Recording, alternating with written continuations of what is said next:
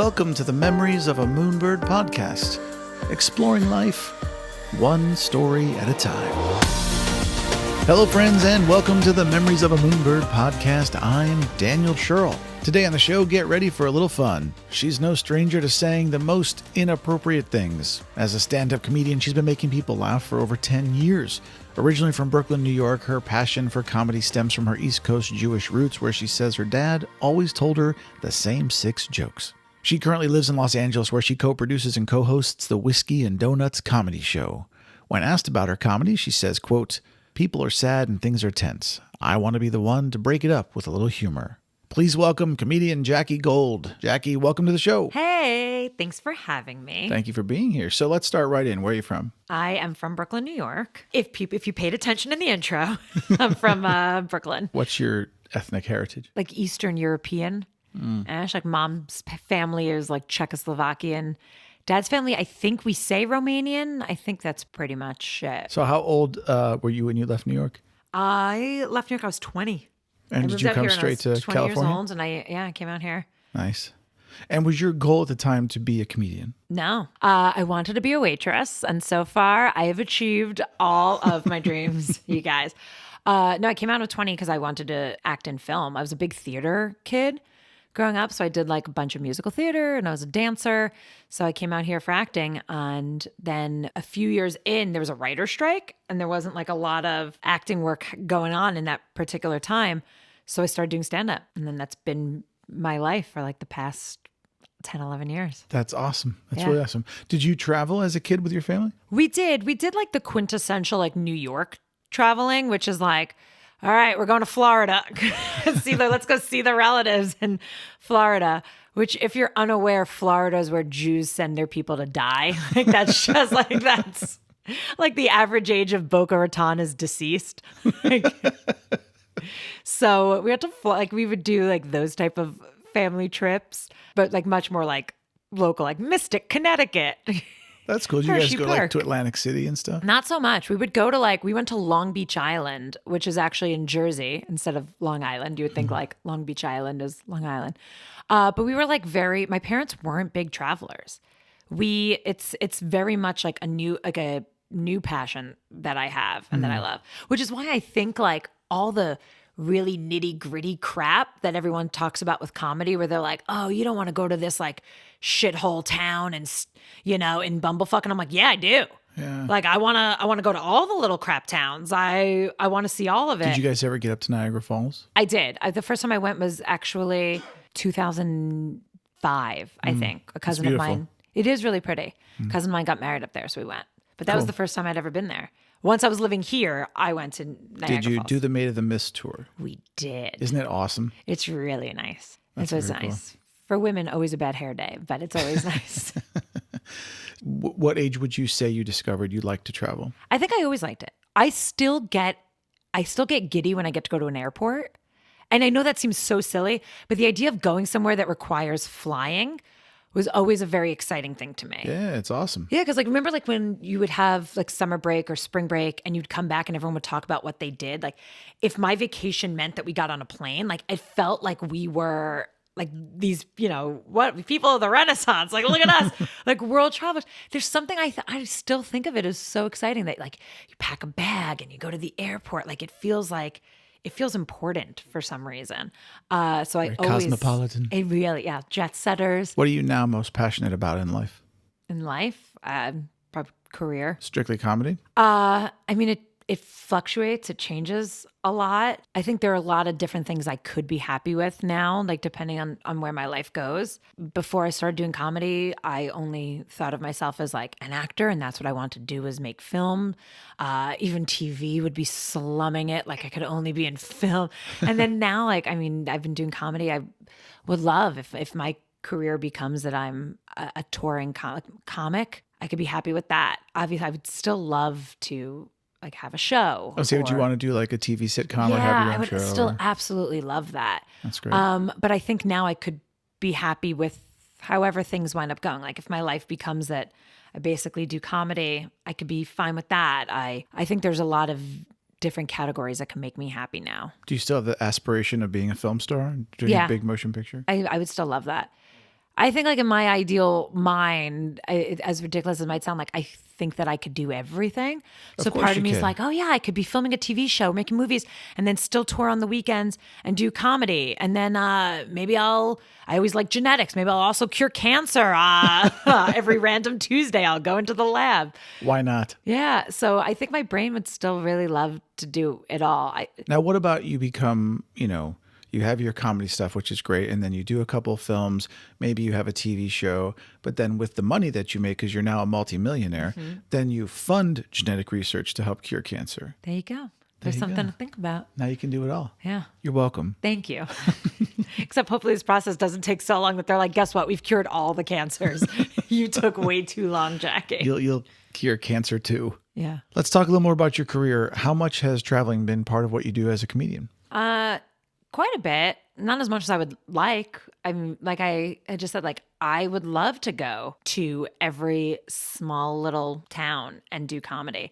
I haven't as much as I would like. I've hit like a lot of the major cities. So all of that's like fun and exciting. It always seems exciting until you get there. And then you're either like too exhausted from traveling to do anything, or you're like, oh, what did you see? I'm like, well, I saw the inside of a Motel 8. I saw a Best Western.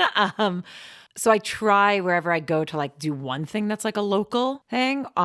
It's been a lot more driving. And let me ask you, when you do go to a town or a new city and you have let's say an afternoon off before the show to look at something, how do you do your research to figure out what you want to do, or are you just spontaneous? Sometimes I'll ask, like, if I'll try and ask like a local, like what the cool places to hang out or like what a must see might be. And then sometimes I feel bad because I'll waste a day. Because I'm a big like sleeper, and then like I'll feel really bad if I like slept in the whole day and then missed doing something. I don't think you should feel guilty about sleeping in. You got to have energy for your show and do right by your craft and your audience, and those things are important. Yeah, I mean, but there's a difference between like sleeping in and then like, all right, it's 3 p.m, let's start the day. Well, it depends on when you went to bed. If you went to bed at like, very late. It is then, very true. Yeah. Overall, what do you like and dislike about being a comedian? I don't think I realized when I started how much of comedy is a business.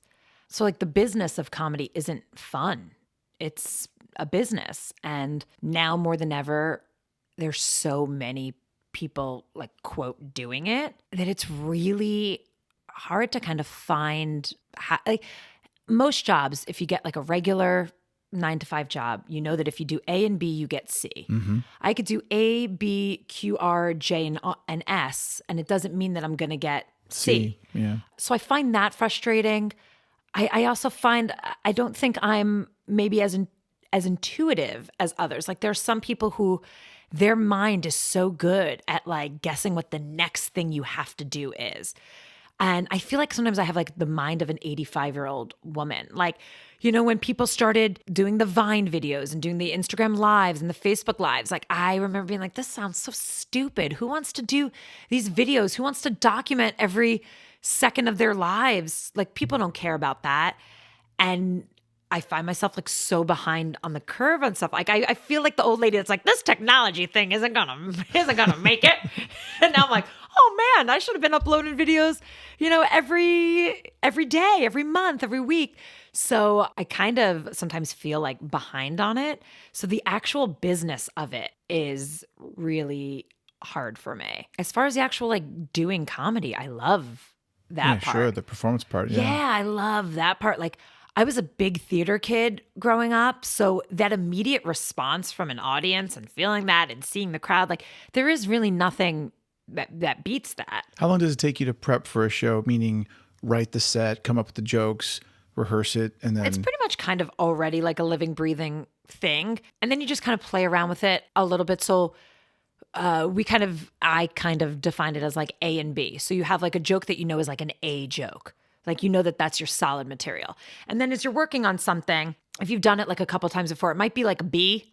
Like, it's not like an NA. So usually like you pepper it where you do something that works. And then because you've already got the audience with you, you can pepper in a B because you're kind of already riding the high from the A. So you can pepper in a B and then like get to play around with that a little bit. And then you go back to like an A. Sometimes you discover, this became an A or whatever. Yeah. Right? Or this is now an F. I'll never do that again. Right? Exactly. Yeah. Or like usually, when I get off stage, I'll make a note. Like if something didn't work well, I'm like, okay, like this isn't working and it might need more work or something needs to get readjusted. Now, every comedian I've ever talked to tells a story about when they just absolutely bombed and the room was terrible and they just no laughs, dead room. Have you experienced this? I have. I'm not as crazy as everybody talks about, which sometimes makes me like a little worried. I'm like, okay, I mean, I've absolutely had at least some epic fails, but I feel like only like 3 or 4 that I would consider like epic fails. What's that like for you? The worst one was where I did a show where it was stand up and then like improv comedy,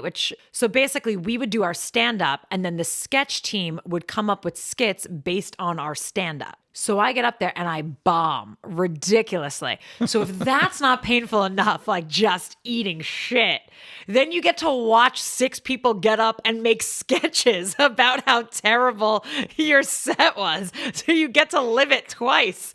So not only was I terrible, but then I got to watch 6 people act out how terrible my set was.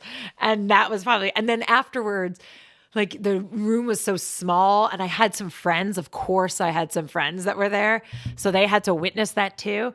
And then you're just like, everyone leaves and no one will make eye contact with you because you're so bad. Like that's the one way to tell how your set went. Like if nobody wants to look at you afterwards, it was not a good night. Like no one will make eye contact. You're like the comedy leper in the room. Yeah. Then you just kind of like stand there by the exit and people just kind of pass you and they just like make weird eye contact, like pretending like they don't. She's looking at us. Go. Yeah. Like, because they don't want to have to say any, like they're trying to be polite. They don't want to say anything mean. So they just don't look and they just keep walking.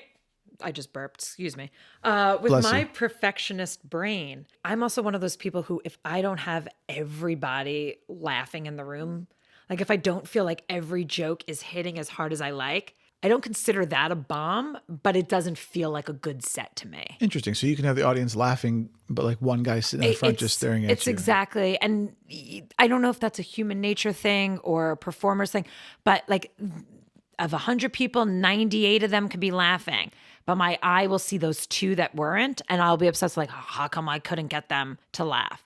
So if I already know that a joke, let's say, gets like X amount of laughs and then it doesn't hit that when I do it, then I'm like, uh-oh. And then I immediately will internally be like, oh, okay, they don't like me. What do I need to do? Now, is this happening live while you're on stage? Yeah. This all goes through my head, which then, of course, like, and my mouth is still talking. My mouth's like getting into the next joke. But now I'm like a little bit in my head about this next joke.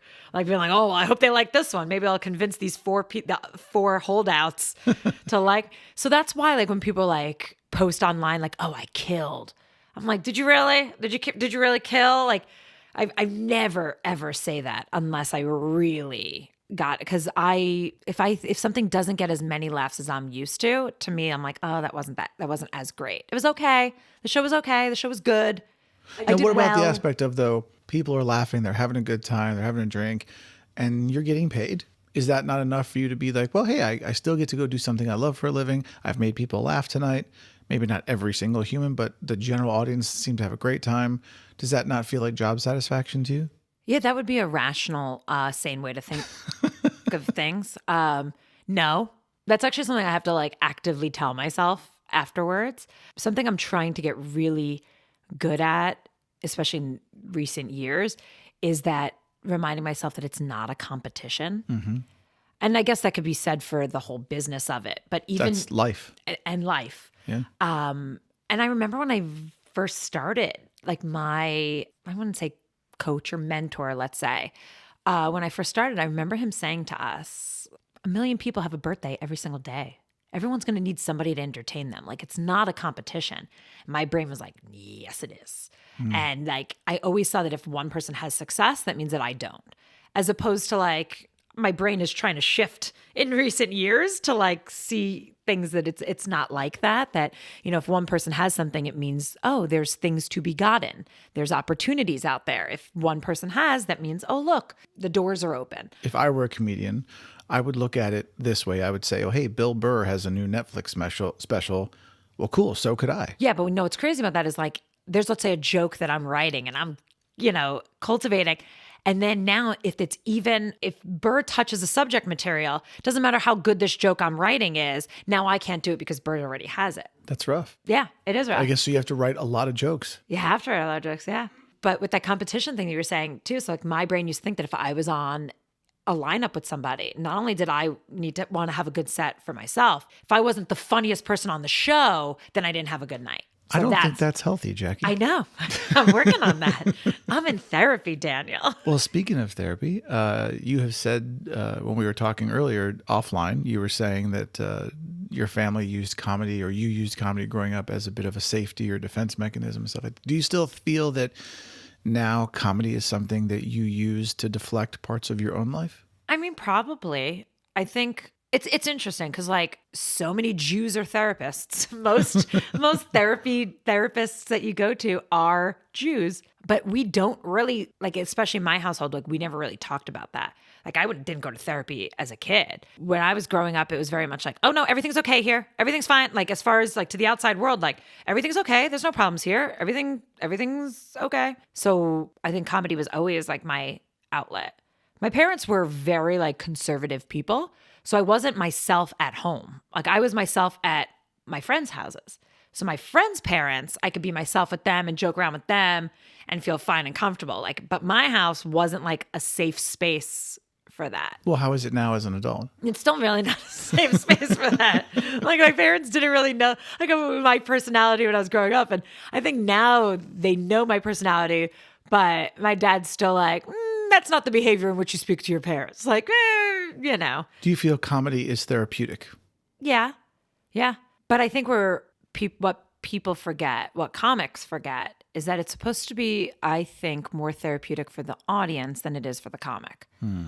People go to comedy shows because they need it to relax. They need an outlet. They need a night want to laugh. out.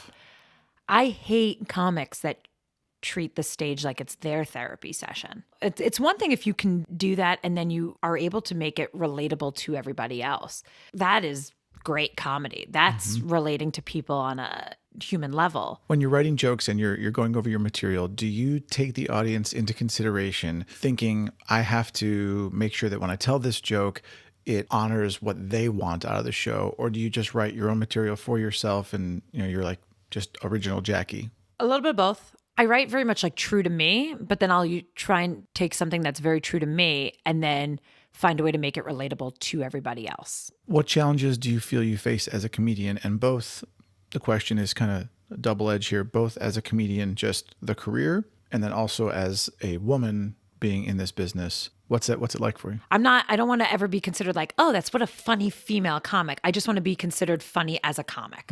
Yeah.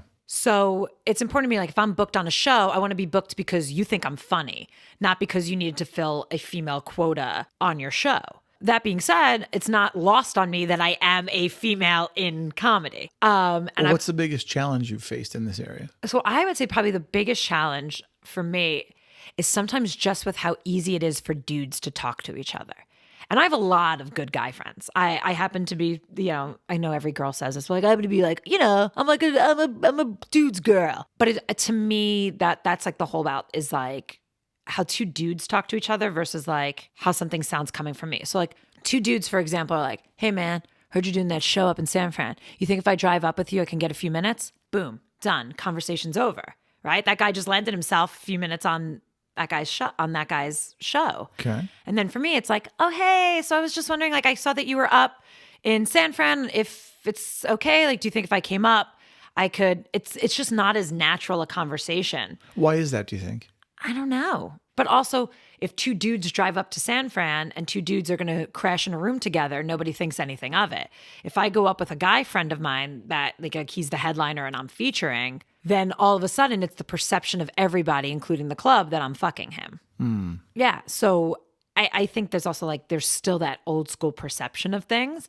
Like sometimes you're doing shows where you're responsible for your own travel and your own room. Sometimes they do provide one. Sometimes they'll only provide one for a headliner, not for the feature.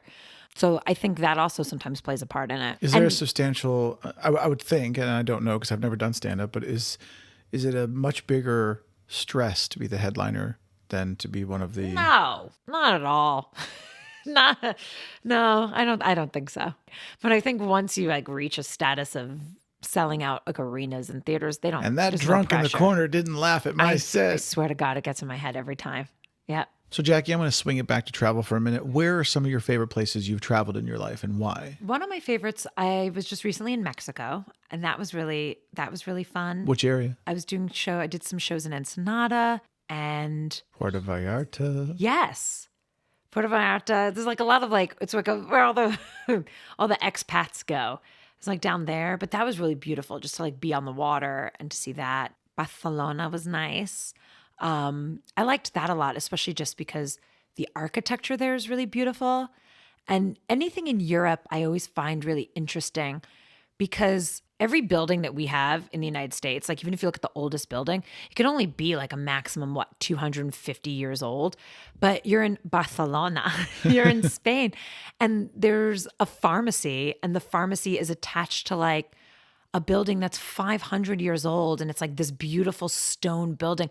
It looks like it could be a cathedral, but it's... Or you walk on ruins that are 2,000 years old. It's fantastic. That's how I felt when I went to Israel. Yeah. I went to Israel and you can see the steps of the old temple. You're looking at a bunch of different steps and they all kind of look different. And the tour guide was like, yeah, because these steps are there from, the year zero. Yeah. These steps are here from like, the first Jews. Then these steps were put in by the Romans. These steps were put in by the Turks. Like, it's just like, you just literally see like just the piles of history and years on top of everything. And it's fascinating. That's awesome. When you travel to a new place, what's your favorite way to get acquainted? I'm a big shopper. So I love to usually go to what like the main street is. And I like to like walk around whatever their version of like the mom and pop shops. And I like to usually just like I like to usually walk around as a local and try and do things that way. Is there something about travel you don't like? I'm a terrible packer. The stress of packing makes me so anxious. If my flight is at 6 a.m., I will be done packing around 3:30, 4 a.m. You are the antithesis of what I try to teach people. And it makes me neurotic and it makes me, but the stress of packing, even if it's a 3-day trip. So I know that I only need like 2 pairs of pants and 2 shirts, but the stress of having to decide and pick it all and get myself ready and the anxiety of it, I don't pack until the very last second. Well, 2 things. 1, I would highly recommend that you pack ahead of time. And 2, they make apps. They have apps now that actually give you a little packing list, and they make it all so nice and easy that you just checking things off and going, oh yeah, that and that and that, and done. I know that. It's the deciding of what I will take, what I want to wear. Like they make memes about that. I call them memes. Memes? Yeah, I call them memes. I think they should actually be pronounced memes. Like me. It's about me. But I call them memes. But they make like memes about that too of like, oh, bought this shirt 6 months ago, never worn it. I'm sure I'll need it on this 2-day trip.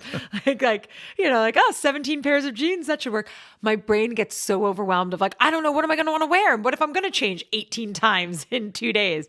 Like, there are 2 words every traveler needs to remember when they're packing for any trip anywhere in the world. And this is what they are. You ready? Mm-hmm. Pack less. No, it's so hard. And I always have to remind myself, like, you're not going to a deserted island. There is a drugstore if you forgot something. If you need underwear, you can find underwear. Like, I try and remind myself of that, and it doesn't matter. Without fail, I will be up till 3 a.m. packing. We're going to have to talk, Jackie. I know. It's painful.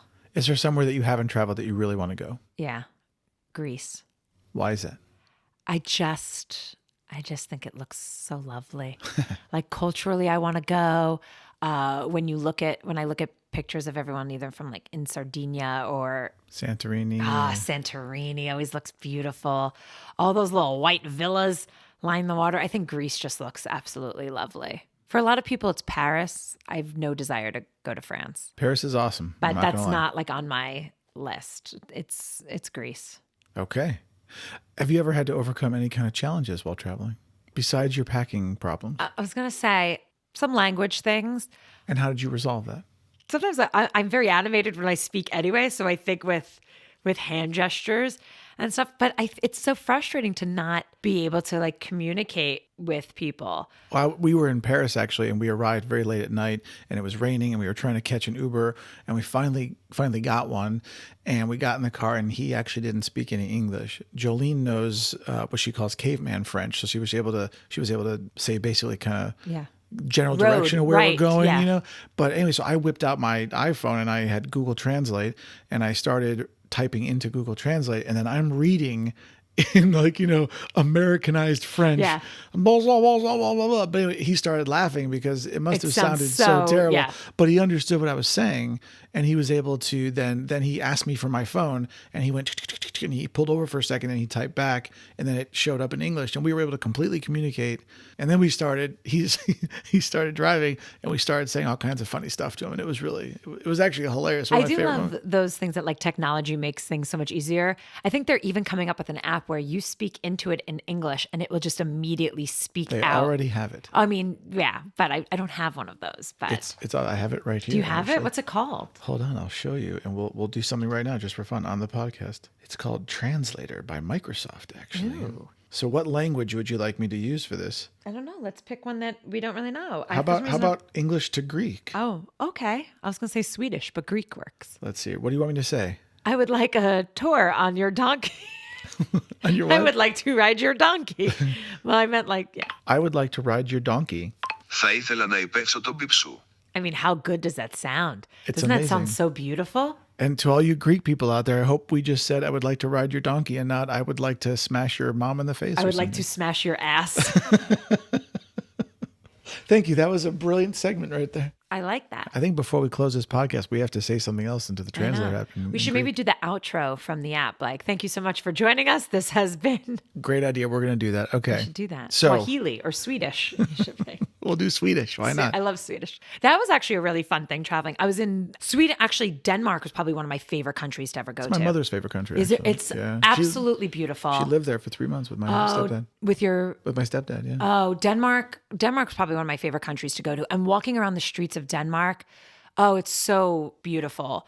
Culturally, that was difficult too, is because I know that we got swindled because they automatically like auto gratuity things. But as Americans, we didn't want to be rude and not tip. So we'd ask them like, is gratuity included? And they're like, no, it's not. I'm like, me and my mom are like, we're definitely getting swindled for extra tip money. But Denmark's probably one of my favorite countries. But I was witnessing a Swede and a Dane talk to each other. And the languages are similar in some respects and then completely different in others. So also because the countries are as close to each other as like New York and New Jersey, which is why I also think people get really hard on Americans about not speaking another language. But if New York and New Jersey were two separate countries, yeah, we would speak more than one language. People around the world actually don't realize in general how large our country is. Yeah. You know, we're one of the largest countries that exists. And when I talk to friends from overseas, they will say things like, well, why don't you just do this? I'm like, because we have a country literally 30 times the size of yours, and that's near to impossible what you're asking. Yeah. And, you know, so it is fascinating. I understand. I do, you know, there's a laundry list of things I wish America did do better. I think we should have mandatory language stuff for the entire history of our education, from when we're children all the way up through high school. It should be mandatory that we learn a second language. Yeah, but the hard part would be, what's that saying, like second language? Well, of course, that is the trick, you know. Taught us French in junior high. I'm sure some people took it. Taught us Spanish, you know. Right. I mean, we had a choice, French or Spanish. And my mom was like, you're taking Spanish. And I was like, well, why? And she's like, well, one, I'm a Spanish teacher. And two, she's like, Spanish you're actually going to use in your life.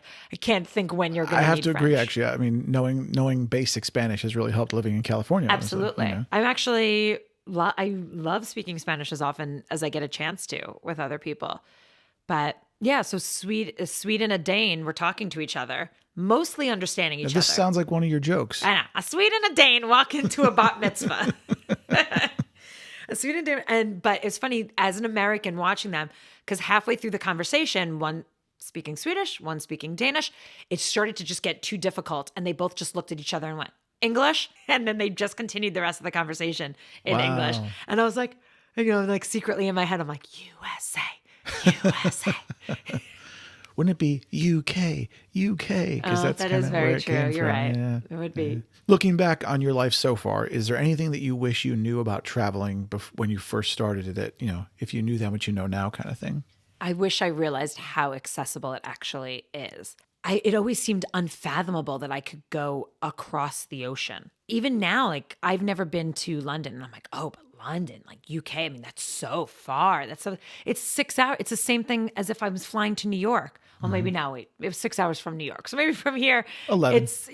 I just, in general, I've always thought that countries seemed inaccessible because it almost seemed like, well, it's another world, it's another country.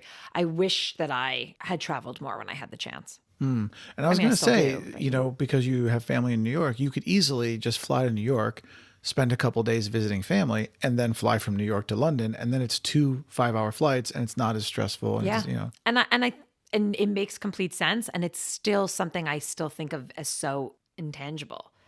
But so getting over that fear, I wish that I started traveling. Is there anything you do to help yourself start getting over that fear? And how are you with it now today?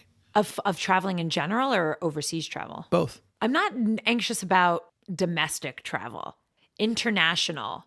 I think I've watched too much of that World's Toughest Prison show.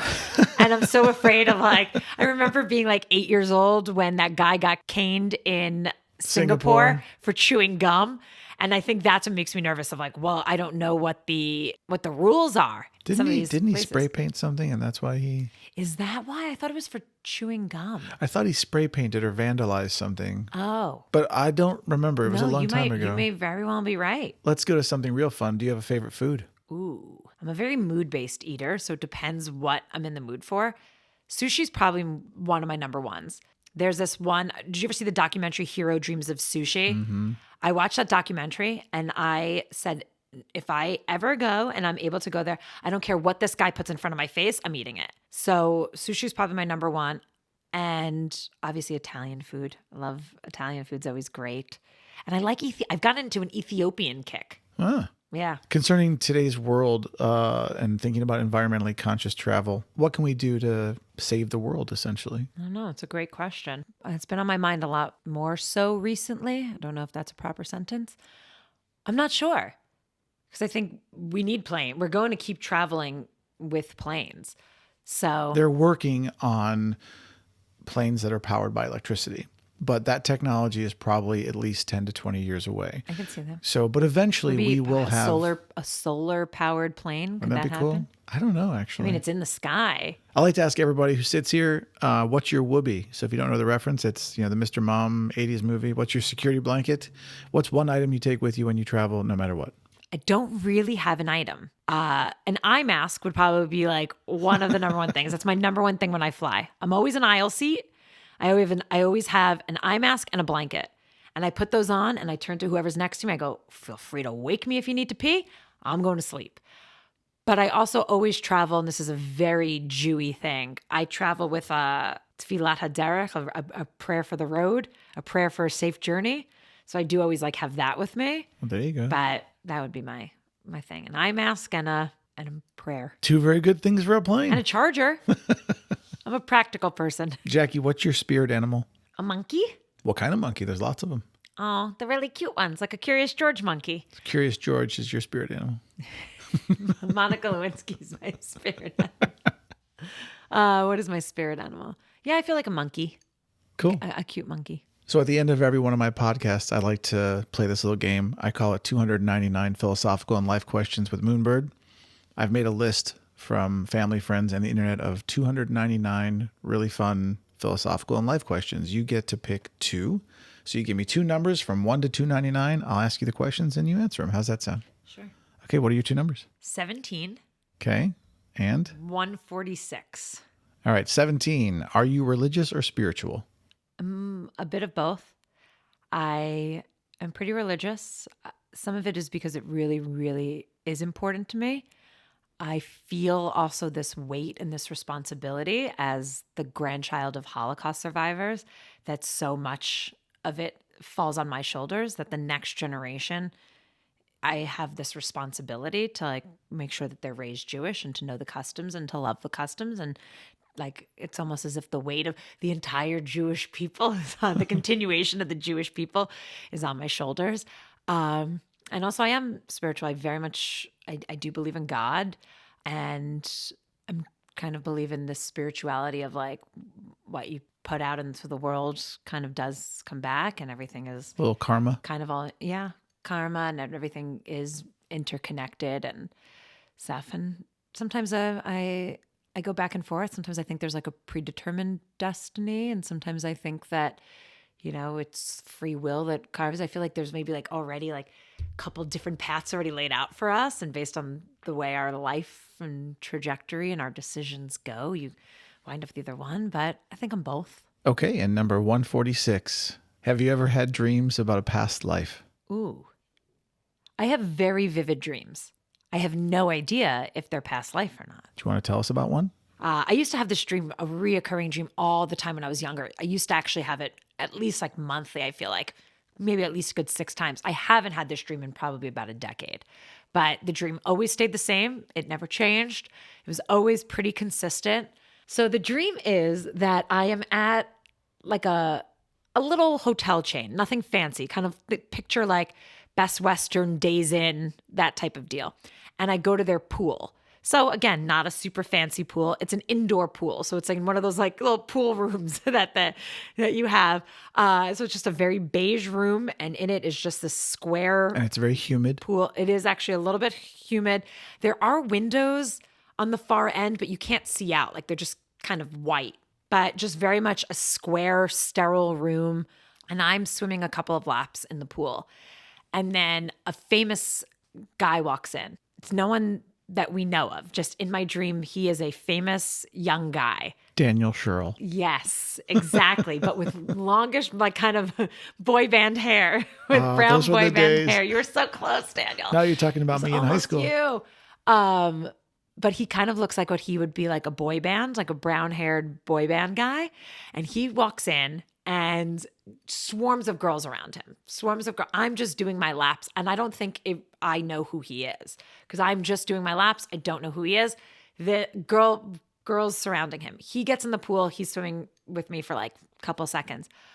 All of a sudden, a shark comes out of the bottom of the pool. So with the shark coming out the bottom of the pool, I know dreams don't necessarily make sense. So all the girls get him out because the shark is coming up and it's like going for us. So all the fans get him out of the pool. They all pull him out. But I'm stuck in this pool, and I go to the edge and I'm trying to get myself out. So I'm like going to the edge of the pool and I'm trying to lift myself up, and I fall back in. And I lift myself up and I fall back in. And I could see the shark. I could keep looking back, and I see the shark behind me. So I go to get myself up like one more time, and I fall back in. And then I turn around to look at the shark, and his mouth opens and I wake up. Maybe this is a metaphor, and the shark is the entertainment business. I sometimes very much feel like, but I've had this dream, I want to say either from the age of 6 or the age of 8 on. And I used to have it a lot when I was growing up, and I haven't had this dream in about 10 years, but that's like a major reoccurring dream. If we were live right now instead of recorded, I would ask someone out there to call in who's a dream analyst and tell us what this means. I would love that. I actually did once go and ask somebody, and I think it was similar of that, of like shark was either my own expectations for myself or like the things I want to achieve. I think it had been related to the business. I think that had come up. That was like one of the answers. And then there was another answer that just seemed really wonky. That I Maybe the didn't shark know. is the entertainment business, and the famous guy is everyone else who's already successful and is taken care of, and your fear, you being in the pool, is your fear of not making it or not being successful. I think it just goes to show we can analyze anything to mean anything. Also could be that maybe on those nights you just had a little too much garlic before you went to bed. Who knows? You know, as a kid, I was just shooting back garlic. So I may have had too much. Yeah. All right, so Jackie's going to try one of my freshly baked homemade scones, my mixed fruit scones. I really should put this recipe on my website, but let's see what she thinks. Dun, dun, dun. Oh, Thanks. actually, it's quite delicious. Okay, It's not dry like a normal scone, great. and I do enjoy the chunks of fruit. Excellent, It's excellent. actually quite lovely. I'm sure the volume of me chewing in the microphone is great. It's actually delicious. Awesome. Well, thank you very much. If you want the recipe, I'll happily send it to you. Normally at this point, I just say thank you for being here and for coming in, and then I fade out the music and we go. But now we have to bring up this translator app and do this in Swedish. Which you're gonna do Swedish? Here we go. Thank you so much for coming in today on the podcast and have a great day. Tack så mycket för att komma in idag på podcasten. Ha en bra dag. I love when an English word gets thrown in there. Also, is it such a dumb, naive thing that every language sounds like Russian? Like that sounded like Russian to me. It's hilarious. Let me see if I can try let me see if I can do the closing thing over music. Hold on. If you'd like more Moonbird in your life, and hey, who wouldn't? Head on over to memoriesofamoonbird.com or visit me on social media at memoriesofamoonbird. Om du vill ha mer månefågel i ditt liv och hej som inte skulle huvud på över till minnen av en Moonbird, kom eller besöka mig på sociala medier på minnen av en månefågel. I love how sometimes it says, one time it said Moonbird, Moonbird, and one time it said Moonafarger. Like sometimes it translated it, sometimes it didn't. I think somebody out there who speaks Swedish should call in and let us know if we just insulted the entire country of Sweden. Yeah. Jackie, thank you for being here. Thank you so much for having me. Have a great day. And thanks for listening, everyone. Please join me next week when I interview Luis Selgas, an actor from Venezuela who's not only passionate about human rights and the Latinx and LGBTQ movements, but you can also find out what happens when he got stranded on a train in Germany. Until then, Αν θα ήθελες περισσότερο φεγγάρι στη ζωή σου και ποιος δεν θα πήγαινε στις μνήμες μιας επικοινωνίας του φεγγαριού ή θα με επισκεπτόταν στα μέσα κοινωνικής δικτύωσης σε αναμνήσεις από ένα πουλί του φεγγαριού. Si vous voulez plus d'oiseaux de lune dans votre vie et qui ne serait pas la tête sur les souvenirs d'un moonbeer.com ou me rendre visite sur les médias sociaux à des souvenirs d'un oiseau de lune. אם אתה רוצה עוד ציפ וירח בחיים שלך, היי שלא היה מוכן לגשת לזיכרונות של קום או לבקר אותי על התקשורת החברתית וזיכרונות של ציפ וירח. Si quieres más pájaro lunar en tu vida y oye quién no se iría a los recuerdos de un moonbird.com o visítame en las redes sociales con los recuerdos de un pájaro lunar. あなたの人生の中でより多くの月の鳥をしたいと思うなら、月の鳥のコムの思い出に向かったり、月の鳥の思い出でソーシャルメディアで私を訪問しないね。